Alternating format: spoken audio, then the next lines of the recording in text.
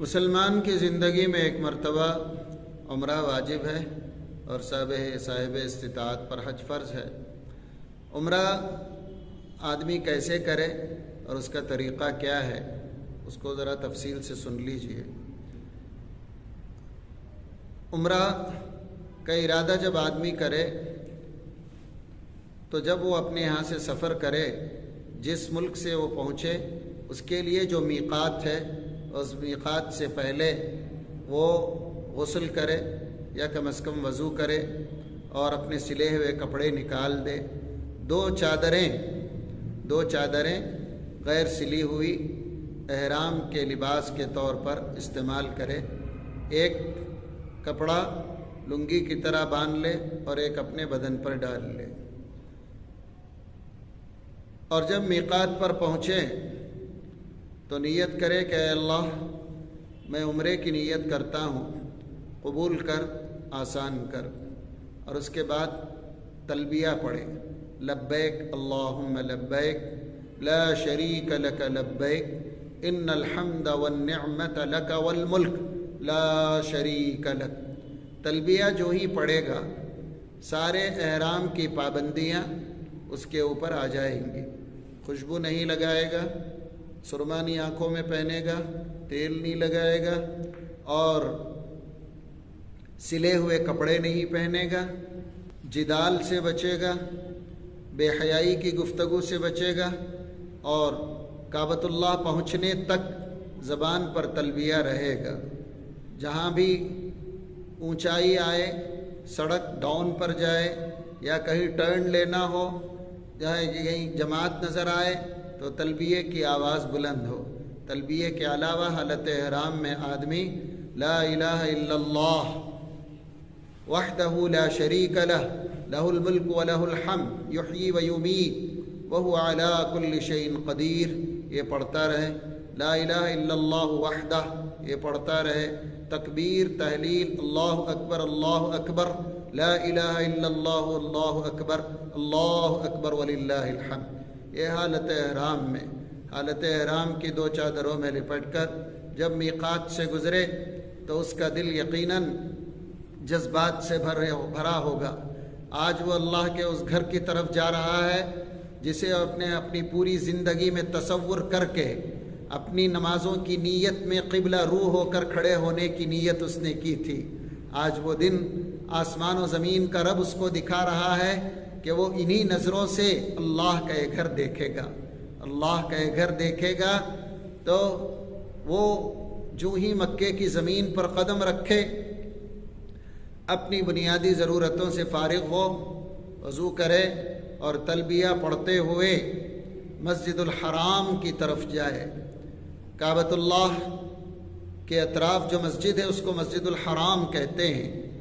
مسجد الحرام میں داخل ہو، مسجد میں داخلے کی دعا پڑھے، اللہم افتح لی ابواب رحمتک، اور پھر جیسے ہی اندر داخل ہو چلتا ہوا جائے، جو ہی اس کی نظر کعبۃ اللہ پر پڑے فوراً اس کی زبان پر یہ دعا ہو، اللہم زد ھذا البیت تعظیما وتشریفا، پروردگار تیرے اس گھر کی عظمت کو اور اس کے اکرام کو خوب بڑھا۔ تو پھر آدمی کعبے پر نظر جو ہی پڑے اس کے بعد وہ دعا کے لیے کھڑا ہو جائے، اللہ کی تعریف اور اس کے رسول پر درود بھیج کر جی بھر کر مانگے۔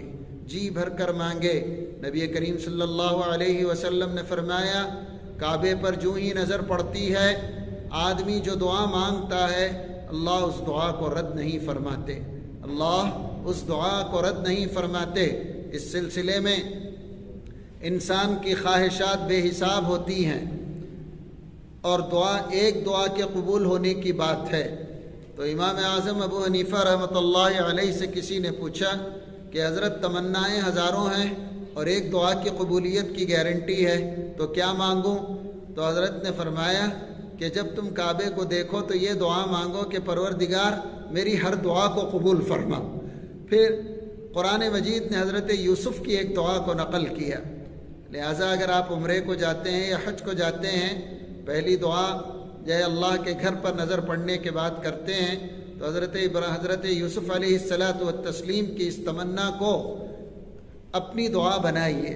حضرت یوسف علیہ الصلاۃ والتسلیم نے اللہ کے دربار میں ایک دعا کی، رب قد آتیتنی من الملک وعلمتنی من تأویل الاحادیث۔ پروردگار، آپ نے اپنے اس بندے یوسف کو بادشاہت دی اور باتوں کی تہ تک پہنچنے کا علم دیا۔ انسان دنیا میں ترقی کرے تو بادشاہت سے بڑا درجہ نہیں ہے، اور روحانی اعتبار سے انسان کے لیے نبوت سے بڑا کوئی درجہ نہیں ہے۔ حضرت یوسف کے پاس بادشاہت بھی تھی، نبوت بھی تھی۔ حضرت یوسف نے پھر بھی کہا، فاطر السماوات والارض، اے آسمان و زمین کے پیدا کرنے والے، انت ولی فی الدنیا والآخرہ، تو ہی دنیا اور آخرت میں میرا دوست ہے۔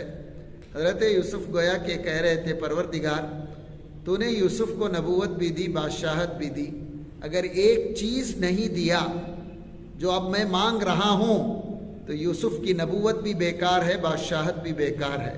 اللہ نے پوچھا کیا چاہیے؟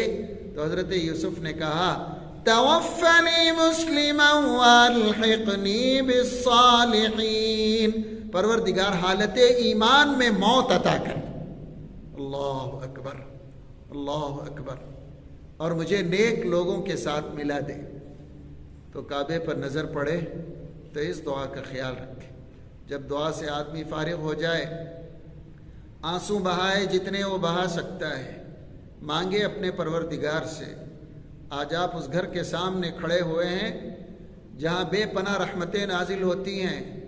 آسمان و زمین کے رب نے ہماری دعاؤں کے قبول کرنے کا وعدہ کیا ہے، اور اس گھر کو دیکھتے رہنا عبادت ہے، اسے چھونا عبادت ہے، اور اس کی تعریف کرنا عبادت ہے۔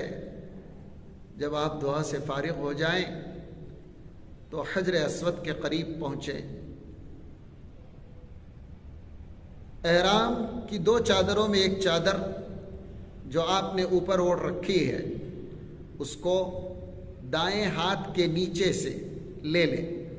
دائیں ہاتھ کا مونڈھا کھلا رہے، رائٹ سائڈ کا مونڈھا کھلا رہے، دائیں ہاتھ کے نیچے سے لیں اور ہاتھ کھلا رکھیں، اور حجر اسود کے قریب پہنچیں۔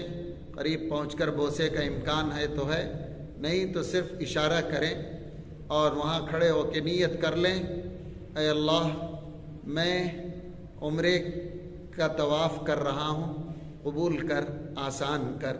بسم اللہ اللہ اکبر کہیں اور طواف شروع کریں۔ یہ آپ کی طواف کا پہلا چکر ہے۔ بزرگوں نے، حضرت مولانا شیخ التفسیر سید عبد الکبیر رحمۃ اللہ علیہ کا معمول تھا کہ آپ طواف کے 7 چکروں کو یاد رکھنے اور دعاؤں کی ایک ترتیب کے تعلق سے اپنے شاگردوں کو توجہ دلاتے رہتے تھے۔ اللہ تعالیٰ طریق رحمت فرمائے اور ان کے مقام کو بلند فرمائے۔ فرمایا کرتے تھے کہ طواف کا پہلا پورا چکر اللہ کی تعریف کے لیے کر دو، حمد بیان کرو۔ آدمی پہلے چکر میں اللہ کی خوب تعریف کرے، خوب تعریف کرے، اے اللہ آپ رازق ہیں، آپ مالک ہیں، آپ خالق ہیں، کائنات کے ذرہ ذرے پر آپ کی حکومت ہے، میں بے بس ہوں، لاچار ہوں۔ اور جب آپ جو ہے رکن یمانی کی طرف پہنچیں، تیسرے کونے کے پاس، تو ربنا آتنا پڑھیں حجر اسود تک۔ جب آپ حجر اسود پر پہنچیں گے تو یہ آپ کا پہلا چکر ختم ہو گیا۔ دوبارہ آپ بوسہ دیں یا اشارے سے اشارہ کر کے اپنے ہاتھوں کو بوسہ دے لیں، بسم اللہ اللہ اکبر کہیں۔ اب آپ کا دوسرا چکر شروع ہوگا۔ جب دوسرا چکر طواف کا آپ شروع کریں، نبی پاک صلی اللہ علیہ وسلم پر درود پڑھیں۔ اس پورے چکر میں حضور پر درود پڑھیں۔ رب ذوالجلال کے احسانات اور نعمتوں کے بعد اگر ہم بحیثیت مسلمان کسی کے احسانات کے نیچے دبے ہوئے ہیں تو اللہ کے رسول صلی اللہ علیہ وسلم کے ہیں، لہٰذا ان پر درود و سلام کا تحفہ بھیجیں۔ پھر آپ جب رکن یمانی کے قریب پہنچیں تو ربنا آتنا پڑھیں حجر اسود تک۔ یہ آپ کے طواف کا دوسرا چکر پورا ہوا۔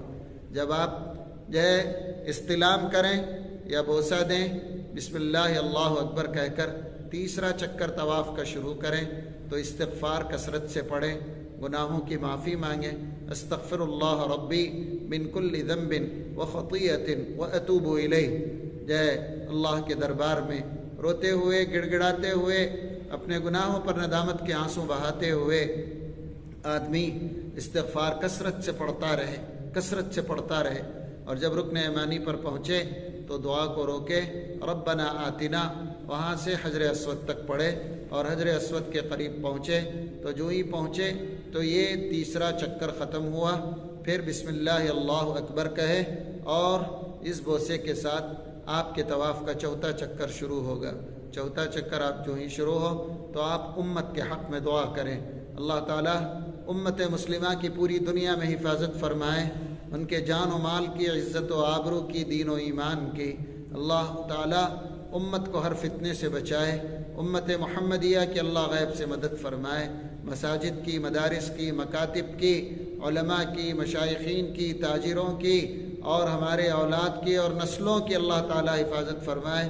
یہ دعا طواف کے چوتھے چکر میں کیجیے اور کثرت سے کیجیے، تاکہ دنیا کے اندر اسلام دشمن طاقتوں کے منصوبوں کو جو ہے ختم کر دے قدرت، اور انہیں ان کی سازشوں اور ان کے جو تباہ کن منصوبوں کے لیے اللہ تعالیٰ انہیں سزا کا حقدار بنا دے۔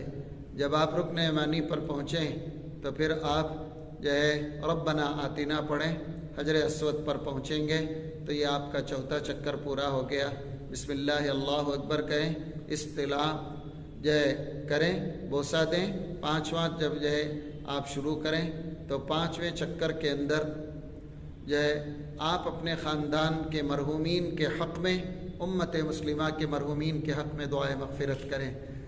والدین نہیں ہیں، دوست و احباب نہیں ہیں، رشتہ دار نہیں رہے، سوچ کر دیکھیے ان مرحومین کے لیے آپ کی دعائے مغفرت کا تحفہ اس سے بہتر جگہ سے کہاں سے بھیج سکتے ہیں آپ؟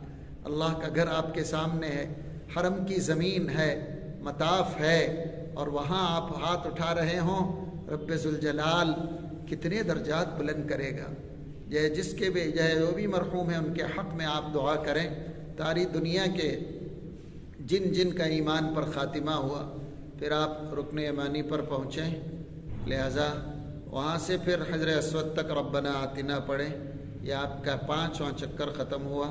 پھر استلام کے بعد آپ طواف کا چھٹا چکر شروع کریں، چھٹے چکر میں اپنی اولاد کے حق میں دعا کریں کہ اللہ ان کو دین پر قائم رکھے، اللہ تعالیٰ اپنے نبی کی محبت ان کو عطا کرے، دنیا اور آخرت کی کامیابیاں مقدر کرے، اللہ تعالیٰ ہماری نسلوں کو اور ہماری اولاد کو شرک سے بچائے، بدعات سے بچائے، کفر سے بچائے، گمراہی سے بچائے، تو یہ دعا کریں۔ پھر آپ رکن یمانی سے حجر اسود تک ربنا آتنا پڑھیں، اور پھر حجر اسود پر جو ہے بوسہ دیں یا پھر استلام کریں، اور بسم اللہ اللہ اکبر کہہ کر آخری طواف کا چکر، ساتواں چکر آپ شروع کریں۔ اس ساتویں چکر میں حلال روزی کے لیے دعا کریں۔ آپ جس پیشے سے بھی متعلق ہوں، اللہ کے رسول صلی اللہ علیہ وسلم نے حلال روزی کی بڑی اہمیت بیان فرمائی، لہٰذا حلال روزی یہ اللہ تعالیٰ سے طلب کریں۔ اور اس طرح جب آپ رکن یمانی پر آئیں تو ربنا آتنا پڑھیں، اور حجر اسود پر پہنچ کر آپ استلام کریں۔ اس طرح آپ طواف کے 7 چکر آپ نے مکمل کر لیے، آپ کا طواف پورا ہو گیا، آپ کا طواف پورا ہو گیا۔ پہلے چکر میں اللہ کی تعریف بوسے سے آپ شروع کریں گے یا استلام اشارے کے ساتھ بسم اللہ اللہ اکبر کہہ کر۔ پہلے چکر میں اللہ کی تعریف، دوسرے چکر میں حضور پر درود، تیسرے چکر میں استغفار، چوتھے چکر میں امت کے حق میں دعا کیجیے، پانچویں چکر میں مرحومین کے حق میں دعائیں مغفرت کیجیے، چھٹے چکر میں اپنی اولاد کے حق میں دعا کیجیے، اور ساتویں چکر میں رزق حلال کے لیے دعا کیجیے۔ جب آپ اس سے فارغ ہو گئے تو 2 رکعت طواف کی واجب نماز ادا کیجیے۔ مقام ابراہیم پر جگہ ملے تو ادا کریں، اگر مقام ابراہیم پر جگہ نہ ملے تو مسجد الحرام میں کہیں بھی ادا کر سکتے ہیں، تو 2 رکعت آپ نماز ادا کر لیں، مکروہ اوقات سے بچیں، بالخصوص عصر کے بعد جو ہے اگر طواف سے فارغ ہوئے ہوں تو مغرب کے بعد طواف کی نماز ادا کریں، اس کا خاص خیال رکھیں۔ جب نماز سے فارغ ہوں تو سیدھے زمزم پر آئیں اور پیٹ بھر کر زمزم پئیں، پیٹ بھر کر زمزم پئیں۔ نبی کریم صلی اللہ علیہ وسلم نے جو ہے اس کے اندر شفا اس کا نام دیا ہے۔ پھر اللہ کے رسول کی ایک اور حدیث ہے کہ بھئی زمزم تو پینے کے لیے ہے، یا پھر اللہ کے رسول کی ایک اور حدیث ہے جس میں آپ نے فرمایا منافق آدھا پیٹ زمزم پیتا ہے، مومن پیٹ بھر پیتا ہے، تو لہٰذا زمزم پئیں۔ اور جب زمزم پئیں تو آپ کعبے کی طرف دیکھیں، کھڑے ہو کر پئیں، جس نیت سے آپ پئیں گے اللہ اس نیت کو پورا فرمائیں گے۔ تو جب آپ اس سے فارغ ہوں تو لہٰذا سیدھے صفا اور مروہ کیا جو ہے نشاندہی پوچھتے ہوئے صفا پر جائیں، صفا کی پہاڑی کے دامن میں کھڑے ہوں، جو ہے صفا پر کھڑے ہوں اور رخ آپ کعبے کی طرف کریں اور نیت کریں کہ پروردگار میں عمرے کی سعی کر رہا ہوں اور شروع وہاں سے کرتا ہوں، اے اللہ جہاں سے آپ نے شروع کرنے کا حکم دیا۔ ابدأ بما بدأ اللہ ان الصفا والمروة من شعائر اللہ فمن حج البیت او اعتمر فلا جناح علیہ ان یطوف بہما ومن تطوع خیرا فإن اللہ شاکر علیم۔ اس کے ساتھ دعا کیجئے اور مروہ کی طرف چلیے۔ جب مروہ کی طرف آپ جائیں گے، جاتے ہوئے چوتھا کلمہ کثرت سے پڑھیے۔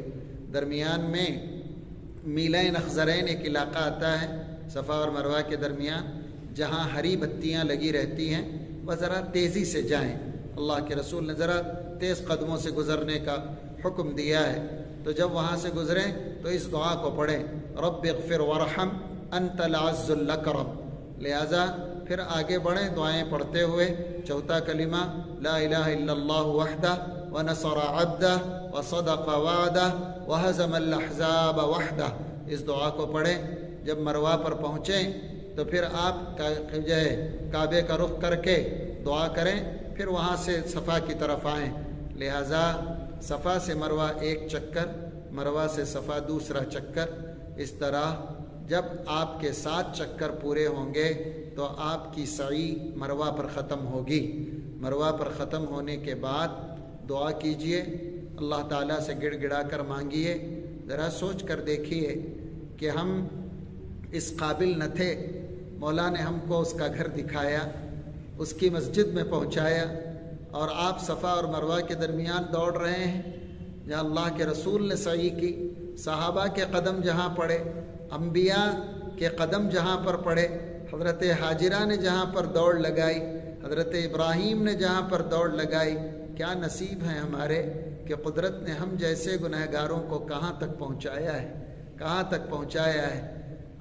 ہم اپنی قسمت پر جتنا بھی ناز کریں وہ کم ہے۔ یہ وہ دولت ہے جو آخرت کے ہر مرحلے پر ہمارے لیے باعث رحمت بنے گی۔ اللہ تبارک و تعالی کا یہ گھر اور وہاں ادا ہونے والی یہ مخصوص عبادتیں، مخصوص طریقے کی عبادتیں اللہ ہر ایک کی قبول فرمائے۔ جب آپ مروہ سے فارغ ہوں تو سیدھے یہ اپنے سر کے بال منڈوائیں یا سر کے بال چھوٹے کریں۔ تیسرا کام آپ کو یہ کرنا ہے، جیسے ہی آپ سر کے بال منڈوا لیں گے آپ احرام کھول سکتے ہیں۔ اب آپ احرام کی پابندیوں سے آزاد، آپ کا عمرہ پورا ہو گیا، آپ کا عمرہ پورا ہو گیا۔ اب آپ آئیں اور اپنے کمرے میں رکیں، لباس بدل لیں، غسل کر لیں، جیسی سہولت ہو، لیکن جب تک آپ مکے میں رہیں اس وقت تک کثرت سے طواف کریں، کثرت سے طواف کریں۔ ہر مسجد کے لیے تحیۃ المسجد ہے، لیکن کعبے کا حق طواف ہے، کعبے کا حق طواف ہے۔ تو اللہ تبارک و تعالی جو ہے نے آپ کو یہ موقع دیا، اس موقع سے بھرپور فائدہ اٹھائیں۔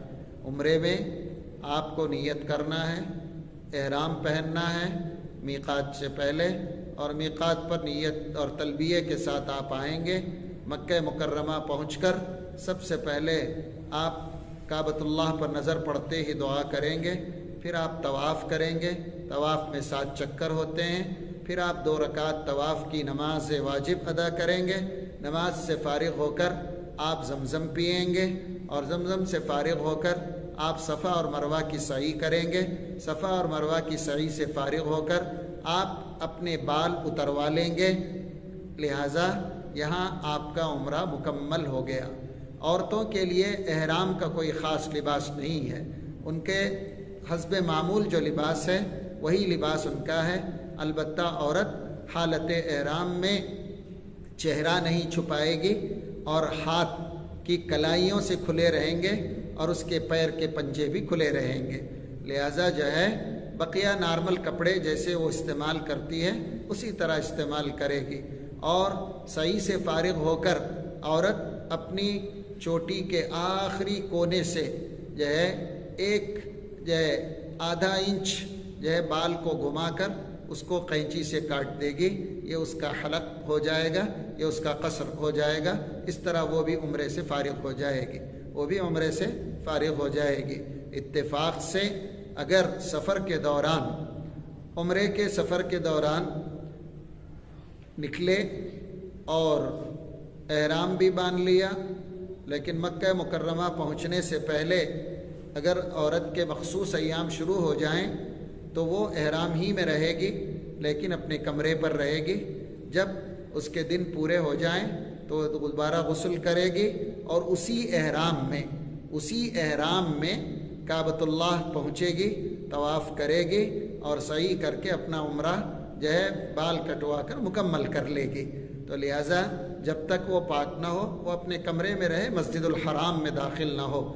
اس دوران دعائیں اور ذکر و اذکار وہ برابر کرتی رہے گی، اور یہ اس کا عذر، حج کے لیے بھی اس کا یہی حکم ہے کہ وہ مسجد الحرام کے باہر کی ساری عبادتیں حسب معمول تمام کی طرح ادا کرتی رہے گی، تمام کی طرح ادا کرتی رہے گی۔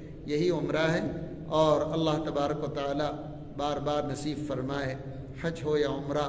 امام ترمذی نے ایک حدیث کو نقل کیا، اللہ کے رسول نے فرمایا تابعوا بین الحج والعمرہ فإنہما یکفران الذنوب والفقر، کہ تم حج اور عمرے پے در پے کثرت سے کرو، اس لیے کہ حج اور عمرے سے اللہ تمہارے گناہوں کو بھی معاف کرتا ہے، اور اللہ تبارک و تعالی ہماری مغفرت بھی کرتا ہے، اور اللہ تبارک و تعالی ہم سے فقیری کو دور کر دیتا ہے، روزی میں کشادگی اللہ میں عطا کرتے ہیں حج اور عمرہ کثرت سے کرنے میں۔ یہ عمرہ ہے اور یہ عمرے کا طریقہ ہے۔ دوران عمرہ احرام کی جو پابندیاں حسب معمول ہیں وہ دونوں کے لیے ایک ہی ہیں، آپ احرام حج کا باندھیں یا آپ احرام جو ہے عمرے کا باندھیں، خوشبو نہ لگائیں، سرما نہ پہنیں اور کسی جانور کا جو ہے نہ ماریں، کوئی حالت احرام میں کسی درخت کے پتے یا گھاس پھوس کو نہ نکالیں، اور جو ہے سر میں تیل نہ لگائیں۔ تو اس سے آدمی یہ کرے اور میاں بیوی کے تعلقات سے بالکل پرہیز کرے، اور جو ہے اس کے قریب تک نہ پھٹکے، اور پھر جو ہے آدمی جو ہے حالت احرام کے اندر گالی گلوچ سے بچے، جھگڑے سے بچے۔ تو ان تمام چیزوں کا آدمی خیال رکھے، ان تمام چیزوں کا آدمی خیال رکھے۔ اللہ تبارک و تعالی آپ کے عمرے کو قبول فرمائے۔ وآخر دعوانا ان الحمد للہ رب العالمین۔